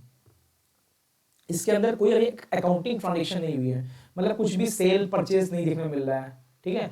तो यहाँ पे हम पढ़ेंगे कि डोरमेंट कंपनी कितने साल तक डोरमेंट रह सकती है। क्या मैंने आज इनकॉर्पोरेट किया, वो 10 साल तक मैं डोरमेंट छोड़ दिया, ये नहीं होगा सर। एक टाइम लिमिट है, डोरमेंट कंपनी इतने टाइम तक ही डोरमेंट हो सकती है। क्या मैं डोरमेंट बना के मैंने उसमें सिग्निफिकेंट अकाउंटिंग ट्रांजेक्शन चालू कर दिया, मैंने आज डोरमेंट बनाया और कल मैंने नाम दे दिया डोरमेंट, मैं क्या कर रहा हूँ, ट्रांजेक्शन कर रहा हूँ, सेल परचेस कर रहा हूँ? नहीं सर, फिर आपको एप्लीकेशन देना पड़ेगा। तो ये एप्लीकेशन है डोरमेंट बनने से पहले, डोरमेंट बनने के बाद। डोरमेंट बनने से पहले, डोरमेंट बनने के बाद आप लोग एप्लीकेशन देना पड़ेगा सर, ठीक है सर। सर रजिस्टर्ड वैल्यूअर कौन होता है? सर कंपनी, मान लो कंपनी का आप समझो आईबीसी चल रहा है, या मान लो कुछ भी कंपनी का ना, रजिस्टर्ड वैल्यूअर वो होता है, ये सर इसका अपनी ये पढ़ेंगे यहाँ पे अपॉइंटमेंट कौन करता है। तो बेसिकली अपॉइंटमेंट करता है ऑडिट कमेटी। अगर लिस्टेड किसी कंपनी में ऑडिट कमेटी का क्राइटेरिया लगता है तो उसका अपॉइंटमेंट करता है ऑडिट कमेटी, अदरवाइज इसका अपॉइंटमेंट करता है बोर्ड, ठीक है। बोर्ड मतलब डायरेक्टर्स। सर ये करता क्या है, वर्डिंग समझो, वैल्यूअर, रजिस्टर्ड वैल्यूअर। सर ये करता है आपके प्रॉपर्टी का वैल्यूएशन करता है। सपोज आपकी बहुत सारी प्रॉपर्टीज हैं और आप एमलगेमेशन में जा रहे हो, यहाँ वाले पॉइंट में जा रहे हो, तो एमलगेमेशन जा रहे हो ना, तो आपको प्रॉपर्टी का वैल्यू बताना पड़ता है। तो यहाँ पे एक रजिस्टर्ड वैल्यूअर अपॉइंट होता है, वो बताएगा कि आपके प्रॉपर्टी का वैल्यू ये है, ये है, ये है। तो यहाँ पे सिंपल कैलकुलेशन पार्ट है, ये रजिस्टर्ड वैल्यू बताता है कि हाँ, यहाँ पे कैलकुलेशन पार्ट नहीं, सॉरी, ये कैलकुलेशन करता है कि हमारे रजिस्टर्ड प्रॉपर्टी का, सपोज ए का प्रॉपर्टी का वैल्यू 100 करोड़ है, बी का 50 करोड़ है, सी का 60 करोड़ है। तो ये बस बताता है कि कहाँ का बताएगा, जहाँ जहाँ आपको प्रॉपर्टी का आपको वैल्यू पता करना होगा, यहाँ रजिस्टर्ड वैल्यू अपॉइंट करके प्रॉपर्टी वैल्यू बता सकते हैं। और क्या पढ़ेंगे सर इसमें, कौन रजिस्टर्ड वैल्यू नहीं बन सकता है। इस बार तो एग्जामिनेशन, अभी एग्जामिनेशन इस पर तो 4 नंबर क्वेश्चन पूछ दिया। हाँ, इसमें जल्दी क्वेश्चन आता नहीं है, बट कहते नहीं, अगर कंपनी को पेपर हार्ड बनाना हो ना, आईसीआई को पेपर हार्ड बनाना हो, तो आईसीआई ये छोटे छोटे टॉपिक्स उठाता है। तो इस बार ये उठा दिया, क्या पता आपका अटेंडमेंट डॉक्यूमेंट टूट जाए, निधि कंपनी टूट जाए, तो मिसलेनियस छोड़ना तो नहीं है सर। पूछ दिया था सर, रजिस्टर्ड वैल्यूअर 21 मिनट दे दिया कि रजिस्टर्ड वैल्यू का 6 साल 10 साल का जेल हुआ है, क्या वो रजिस्टर्ड वैल्यू बन सकता है? तो नहीं बन सकता सर। क्या रजिस्टर्ड वैल्यू ने गलत वैल्यूएशन कर दिया, 100 करोड़ जगह 1000 करोड़ कर दिया, तो क्या ये रिपोर्ट सही है, क्या उसमें पेनल्टी क्या लगेगा? तो ये सब पढ़ेंगे सर इसमें। तो पेनल्टीज पार्ट जहाँ मेरे को इंपॉर्टेंट लगता है, जहाँ पे क्वेश्चन आने के चांसेस, जहाँ मैंने आरटीपी एमटीपी में देखा है, मैं वो भी बताऊंगा। और मैं ये भी बताऊंगा हर सेक्शन में कौन कौन से इंपॉर्टेंट पार्ट है और जो बहुत सारे बार घूमे हैं एग्जामिनेशन में। मतलब एमटीपी आरटीपी में मैंने बहुत एनालिसिस किया सर, एमटीपी आरटीपी में जहाँ बहुत सारे क्वेश्चन घूमे हैं, और वो सेक्शन को ज़्यादा पकड़ता है, इसे आपको वो हिंट देता है। कहते नहीं है कुछ क्वेश्चन आप खुशबू मिलेगा आपको कि 2021 में नवंबर टाइम में पूछा और इसकी खुशबू आपको है ना मई वाले पेपर के आरटीपी में मिल चुकी थी, या हो सके प्रीवियस टू प्रीवियस एमटीपी में वो क्वेश्चन कहीं ना कहीं कुछ ना कुछ प्रोविजंस आपको बताएगा कि हाँ भाई अब मैं आने वाला हूँ। तो ये मैं आपको सर डिस्कस करूंगा सर कि वो क्वेश्चन का टाइम आ चुका है, वो आप देख के जाना। और मैं प्रॉपर बता रहा हूँ, मैं गारंटी ही बोल रहा हूँ कि 10 से 15 नंबर ऐसे होंगे या सेक्शन ऐसे होंगे जो मैं आपको बताऊंगा, जो आप देख लेना, सही बता रहा हूँ, आप देख लेना कि इस वो पेपर में देखेंगे या उसके आसपास के मैं सेक्शन बताऊंगा जो आपको दिखने ही दिखने पेपर में, क्योंकि वो बहुत एनालिसिस करने के बाद पता चलेगा। आप भी जब एफडीपी आरटीपी बनाओगे ना तो आपको पता चल जाएगा हाँ भाई ये सेक्शन 165 है ना बहुत बार घूम रहा है, ये सेक्शन 184 इंटरेस्टेड एक्ट है ना बहुत बार घूम रहा है, तो आपको एक आइडिया होता है। ये एनालिसिस करना इंपॉर्टेंट, बहुत इंपॉर्टेंट है। ठीक है सर, और पढ़ते आगे सर। वाइंडिंग अप, ये भी एक तरह से कंपनी बंद होने का प्रोसेस है, वो आईबीसी बताता है यहाँ पे कंपनीज एक्ट में क्या प्रोसेस है, हम ये पढ़ेंगे। ये मैं एक बात और बताऊंगा, ये और ये चैप्टर है ना लगभग मिला के 150 पेजेस का शायद बनता है, और नंबर कितने सर 3 to 5 नंबर आएंगे इस चैप्टर से। तो मैं ये बोलूँगा कि इस चैप्टर मैंने इसलिए लास्ट में रखा है क्योंकि आप इस चैप्टर वैसे अपनी वो चैप्टर्स खराब मत करना, रिवीजन करने टाइम भी है ना आप कोशिश करना कि उसमें 100% डालो। इस पे आप चलो ठीक है 19-20 कर भी दोगे 2 चैप्टर पे, बट मैं बोलूँगा उस पर 100% डालना, जो मैंने 14 चैप्टर आपको बताए वहाँ पे। यहाँ पे बेसिकली कुछ नहीं है, यहाँ पे सिंपल वाइंडिंग अप प्रोसेस है। कंपनी में वाइंडिंग अप किस किस सर्कमस्टांसेस में होंगे, वो भी आईबीसी भी वाइंडिंग अप को बोलता है, लेकिन आईबीसी वाइंडिंग अप से पहले बोलता है कंपनी को चलाना फिर मारना। यहाँ बोलता है कंपनी को मार दो भाई पहले ही, यहाँ कोई मौका नहीं देने वाला चलाने का। वहाँ पे क्या होता है आईआरपी अपॉइंट होता है, आईआरपी क्या करता है कंपनी के मैनेजमेंट हटाता है, बोलता है अब मैं कंपनी चलाऊंगा, अब मैं देखो कंपनी का चलाता हूँ, चली तो ठीक है, नहीं चली तो भाई तुम वाइंडिंग अप में जाने वाले हो, लिक्विडेशन होने वाला तुम्हारा। यहाँ पे क्या है, यहाँ पे कुछ ऐसे सर्कमस्टांसेस है जहाँ कंपनी वाइंडिंग अप होने वाली है। तो यहाँ पे छोटे छोटे स्मॉल सेक्शंस बहुत सारे हैं, बहुत सारे 40 to 50 सेक्शंस है, बट स्मॉल मतलब कहते हैं इसको 5 लाइनर सेक्शन 6 लाइनर सेक्शंस, ये सब यहाँ पे। तो सर ये भी हम देखेंगे। यहाँ मैं इंपॉर्टेंट बताऊंगा, यहाँ पे मैं 10 सेक्शंस इंपॉर्टेंट बताऊंगा आपको, 10 से 12 सेक्शन इंपॉर्टेंट बताऊंगा जो 10 साल के पेपर में देखे हैं, आरटीपी एमटीपी दिखते हैं। और यहाँ पे वही होता है, वही सेक्शन आते हैं। अब यहाँ पे पूरा बुक पढ़ना चाहोगे आप, आज पढ़ लोगे कल भूल जाओगे, और यहाँ पे ज़्यादा एक्सप्लेनेशन भी नहीं कर सकते। 5 लाइन में सोचो क्या एक्सप्लेनेशन हो सकता है, इसलिए मैं यहाँ पे 10 सेक्शन बताऊंगा। लेकिन आप याद रखना इसके वजह से अपना वो पेपर मत खराब करना 65 नंबर का, ये 5 नंबर वजह से। फेमा भी सेम है, अभी अमेंडमेंट हुआ था 2 अटेम्प्ट पहले, यहाँ पे 3 चीज लाई गई थी जिसकी वजह से फेमा को थोड़ा लेंदी कर दिया गया। ठीक है सर, हम वो भी जानेंगे वो कौन सी 3 थी। सिंपल है, इंपोर्ट प्रोसीजर्स लिया गया, जिसमें पहले सिंपल था, फेमा में क्या था, फेमा में कुछ नहीं था, फेमा में ये था कि सबसे पहले जानते हैं resident person non resident person कौन होता है, कंपनीज का प्रेसिडेंट नॉन रेसिडेंट होती है। ठीक है, फॉरेन एक्सचेंज मैनेजमेंट एक्ट, मतलब फॉरेन एक्सचेंज हो रहा है दो आदमी के बीच, उसके अंदर क्या क्या इसके अंदर हमें पढ़ना है, मैनेजमेंट क्या क्या, मतलब कैसे इसका डील करना है हमें फॉरेन एक्सचेंज से, कौन लोग फेमा के अंदर आते हैं, कौन लोग फेमा के अंदर नहीं आते हैं, क्या कोई पर्सन बाहर में कोई प्रॉपर्टी खरीद सकता है, क्या कोई बाहर वाला इंडिया में प्रॉपर्टी खरीद सकता है, हम ये जानेंगे यहाँ पे। और इसके अंदर 3 चीजें आई थी, मैं अभी डिस्कस नहीं करूंगा क्योंकि ये शॉर्ट वीडियो में बनाने वाला हूँ, इसलिए आप याद रखना। इंपोर्ट प्रोसीजर लाया गया था, ओवरसीज डायरेक्ट, मैं बताता हूँ ओवरसीज डायरेक्ट इन्वेस्टमेंट लाया गया था, और एक्सटर्नल कमर्शियल बोर्डिंग था, ईसीबी बोलते हैं उसको। ठीक है सर, ये 3 चीज आया था, ये लेंदी कर दिया गया आने से। हम ये डिस्कस करेंगे, एमसीक्यू आने के चांसेस है। इस बार पेपर में 3 नंबर देखने को मिला था, ईसीबी से शायद था, ईसीबी से 3 नंबर देखने को मिला था। ठीक है, ये चैप्टर पेपर 6 के लिए ज़्यादा इंपॉर्टेंट है। आप पेपर 4 और 6 में कंपेयर करोगे, 6 के लिए मैं बोलूँगा ज़्यादा इंपॉर्टेंट है, बट पेपर 4 के लिए अगर आपसे नहीं हो पा रहा है छोड़ना मत, कुछ तो कुछ देख के जाना चैप्टर से, फेमस है। ठीक है सर, सेबी पढ़ेंगे हम, सेबी में पेनल्टीज हाई है, कौन कौन से पेनल्टीज, क्या पेनल्टीज 15 सेक्शन 15 में बोला गया है, इसके क्या रेगुलेशंस हम ये पढ़ेंगे सेबी रेगुलेशन में, लिस्टिंग का क्या है, कैसे, मतलब इसमें सिंपल ये जानेंगे, सेबी बारे में पढ़ेंगे, सेबी एक्ट के बारे में उसको तोड़ देंगे लास्ट में।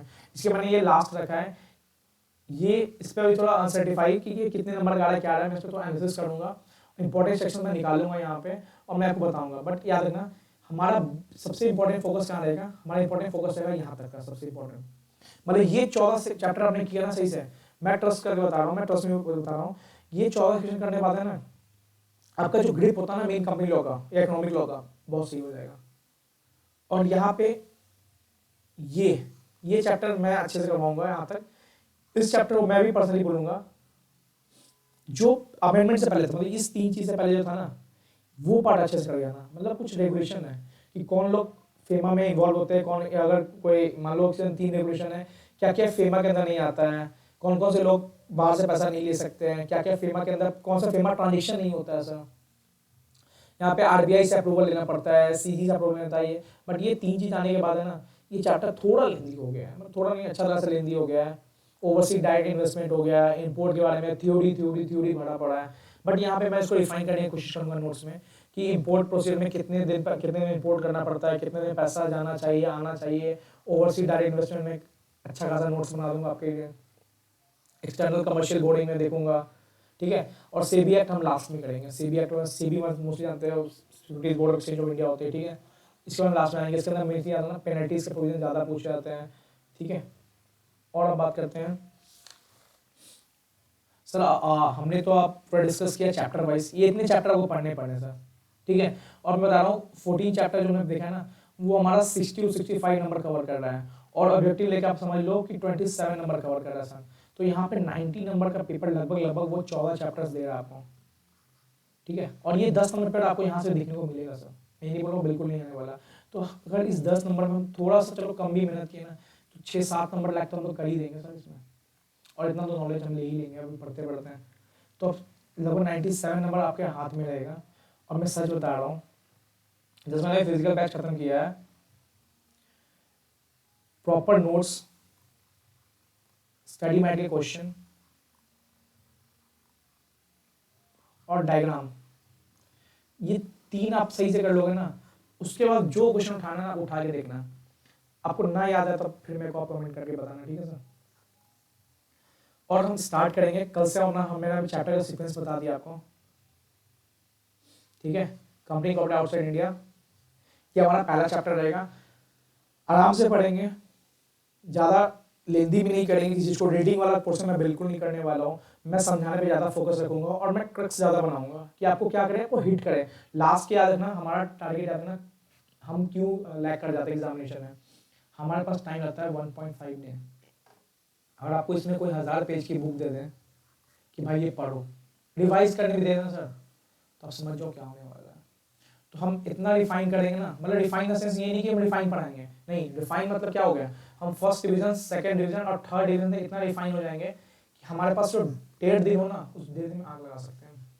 और इस 1.5 दिन में याद रखना सारा फोकस हमारा क्या होना चाहिए एग्जामिनेशन के लिए, इस 1.5 दिन का क्या टारगेट रखना है हमें ये सोच के पढ़ना चाहिए कभी, ना कि ये 1000 पेज ले लिया स्टडी में रीडिंग लगाए जा रहे, वो 1.5 दिन कब निकल जाएगा वो पता नहीं चलेगा एग्जाम के टाइम में, ठीक है। हमेशा ये सोचना चाहिए कोई सब्जेक्ट पढ़ रहे हो, हमेशा ये सोचना तुम्हारी वो 1.5 दिन जो है ना, 1.5 दिन जो 1.5 डेज मिलने वाले उसमें तुम क्या करने वाले हो, उसका टारगेट ना आज से बना के चलना कि तुमने क्या क्या मटेरियल पे स्टिक करना आपने, कि हाँ मैं यही मटेरियल पढ़ने वाला हूँ। कोई भी टीचर्स आ जाए, अगर कुछ भी पढ़ रहे हो भाई, कुछ भी पढ़ रहे हो, अगर किसी टीचर से पढ़ रहे हो ना, हाँ कोई रिवीजन है तो देख लिया करो, या कुछ भी टीचर आ जाए क्या आ जाए, मैं भाई अपने इस मटेरियल पे रहूंगा, कुछ भी हो जाए, ठीक है। 1.5 दिन में सब चैप्टर याद रखना, माइंडसेट रखना कि 1.5 दिन तक क्या करना है, 1.5 दिन में क्या क्या पढ़ना है, क्योंकि ये 1.5 दिन ना बहुत जल्दी बीतता है और लोग सोचते रह जाते हैं कि भाई ये उठा लूँ ये उठा लूँ ये उठा लूँ। तो आज से प्लानिंग करके चलना कि हाँ मैं ये मटेरियल करूँगा। और याद रखना स्टडी मैट, अभी बोल रहा हूँ स्टडी मैट सबसे ज़्यादा इंपॉर्टेंट है हमारे इसमें, चाहे तुम कोई चैप्टर उठा लो, कोई चैप्टर क्या, कोई ऑडिट उठा लो, लॉ उठा लो, एसएफएम उठा लो, अभी का pattern, examination pattern, new syllabus तो मैं बोलूँगा स्टडी मैट ही सब कुछ है, ठीक है। चलो आज के लिए तो मैं इतना ही रखता हूँ, कल से हम स्टार्ट कर देंगे ये क्लासेस।